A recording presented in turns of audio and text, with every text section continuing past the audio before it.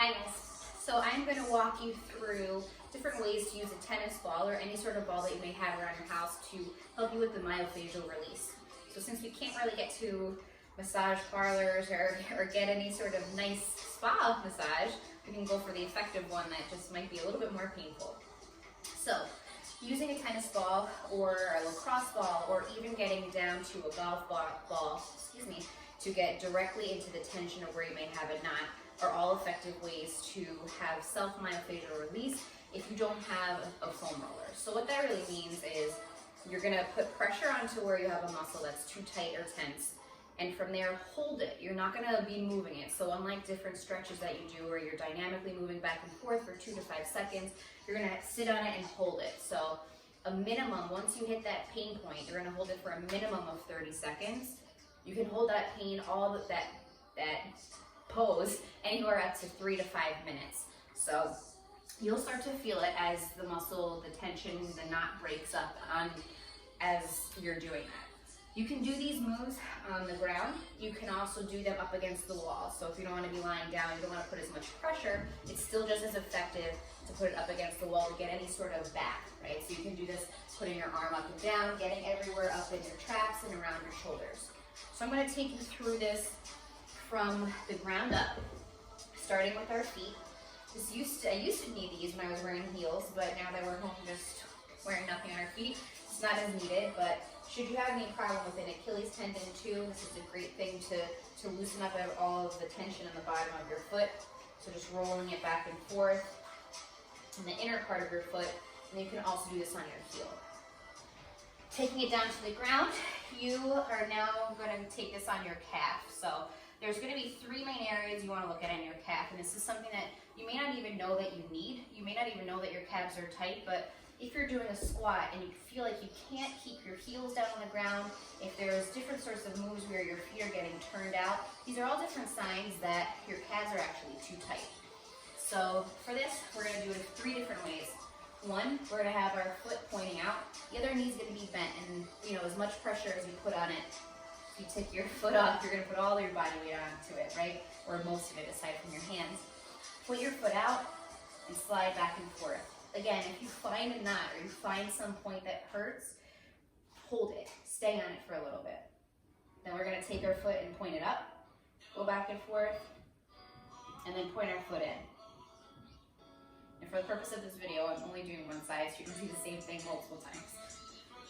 You're also going to want to get behind your knee. So this part, it's not so much that there's going to be a knot, but it can be very tight. And you'll feel that sometimes. Just don't put as much pressure on it because there are a lot more tendons and ligaments behind your knee that we don't want to strain. From there, we're going to do our hamstring. It's a little bit harder to do with the tennis ball because the tennis ball is a little gushy and there's a lot of gush and a lot of meat on these hamstrings here. But for that, you're still going to do the same thing, lifting yourself up, rolling back and forth. Then you start getting up into the problem areas, right, with our hips and our butt. So lift your leg up.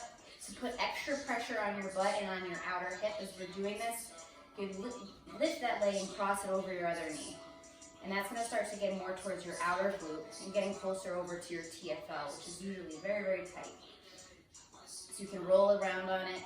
And one thing to note too is that there's no right or wrong way to do these. It's whatever feels right for you. Hold it, move it, whatever it might be, but definitely if you find a spot, like I said, hold it. So once we do that, we're going to go down to our lower back.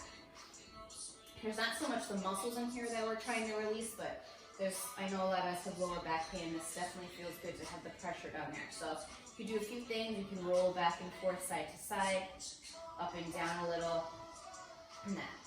As you go up your back, you're not going to want to focus so much on your spine. There's not so much muscle there. So it's not going to feel so good on your bone. But the next spot you want to go is going to be underneath your shoulder blade. So you're going to feel right underneath where your bone is and lie on that as much pressure as you feel comfortable with. If you want a little bit less, you can lift your other shoulder up a little bit more. Bring your whole body weight down like this. The thing that I like to do as you do this is kind of go through the full range of motion that muscle would go through.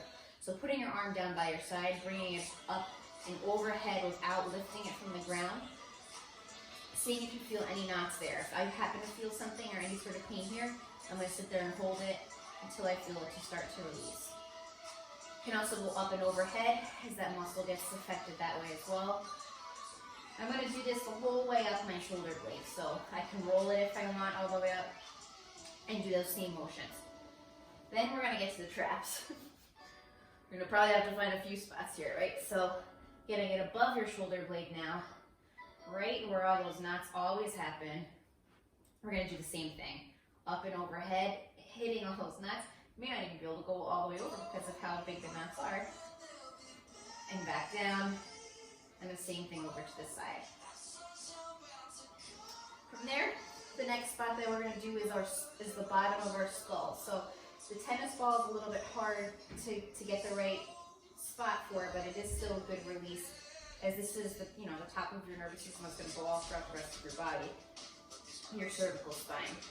So you can hold it there for a little while, and then also you can turn your head side to side and get a little bit more of a neck massage.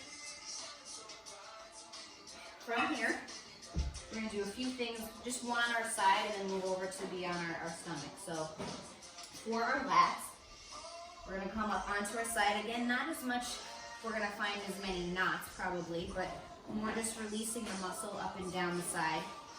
So however you feel comfortable rolling that up and down. The next one is going to be more for our pecs. So if you feel comfortable putting it on your chest, definitely do that and roll around it as well. But for me, I'm going to do on the side of my shoulder here to make sure sometimes I get tight all in here. You hear little clicks and things, so we'll put it right above my armpit to the side of my shoulder. And then do the same thing that we did as we were on our back. Bring our hand up and over, full range of motion to release it. I'm going to have to come back to that because I feel a few different things as I'm doing it. The next one's a little bit awkward, so do it as you please and feel comfortable, but this is to start to really open up your hip flexors. I'm going to put it right where your leg meets your hip bone. And you could do a few things. You could just sit on it, or you could also do the same thing, trying to go through the range of motion of that area, lifting your leg up and back down. You'll feel this, having it really close to the bone, you'll feel as it goes along the muscle. And now we'll go to my most hated one that makes me sweat more than working out, which is working our whole quads.